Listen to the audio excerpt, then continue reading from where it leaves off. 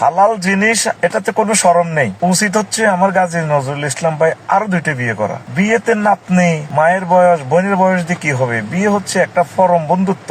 সাতক্ষীরার ছাইরের সম্মানিত এমপি তাদের স্বামী স্ত্রীর ভিডিওটা ভাইরাল করে কি শান্তিটা পেলেন। ওমর রাদিয়াল্লাহু তাআলা আনহু, ওনার কয়েকজন স্ত্রী ছিল, এর ভিতরে একজন স্ত্রী খুব ভালো ছিল, মানে বেশি মহব্বত থাকতো।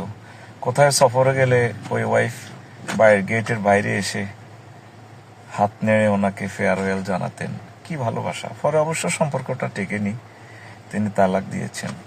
আবু বকর রাদিয়াল্লাহু তাআলা আনহু ইন্তেকালের 1 বছর আগেও তিনি বিয়ে করেন আলী রাদিয়াল্লাহু তাআলা আনহুর মেয়েকে, বয়স 10-এর কাছাকাছি। আর আলী রাদিয়াল্লাহু তাআলা আনহুর বয়স তখন 30। তো উনি যখন ইন্তেকাল করেন, আবু বকর রাদিয়াল্লাহু তাআলা আনহু ওই ওয়াইফের ঘরে প্রেগনেন্ট ছিল 6 মাসের। যেদিন রাসূল সাল্লাল্লাহু আলাইহি সাল্লাম ইন্তেকাল করেন, যে রাত, সে রাত আম্মা আয়েশা সিদ্দিকাকে বললেন, মামুনি তুমি থাকো, নবীজিকে কোলে রেখো, আমি সানায়াফল দিতে যাচ্ছি, তোমার ছোট্ট আম্মুর সাথে রাত্রি যাপন করব। এ হলো আমাদের বৈবাহিক জীবন।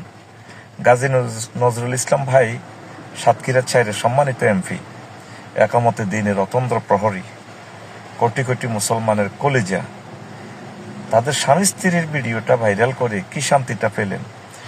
আর মিডিয়া এমন ভাবে লিখতেছে যেন মাস্তি মারতেছে আর কি।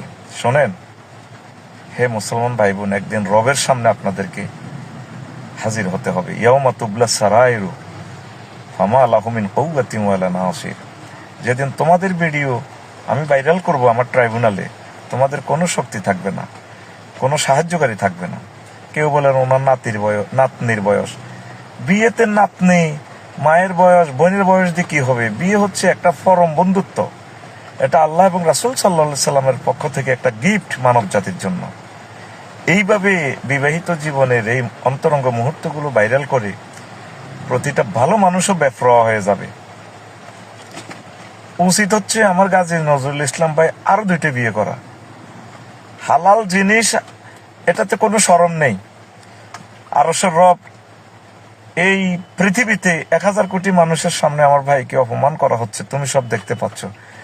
এর উসিলা আমার ভাইয়ের সব গুনাহ খাতা মাফ করে দাও, তাকে হায়াতে তাইয়্যিবা দাও, তার বংশ মর্যাদা কিয়ামত পর্যন্ত তুমি রাখো। তিনি একামতে দ্বীনের অতন্দ্র প্রহরী। আমি তার উজ্জ্বল ভবিষ্যৎ কামনা করি।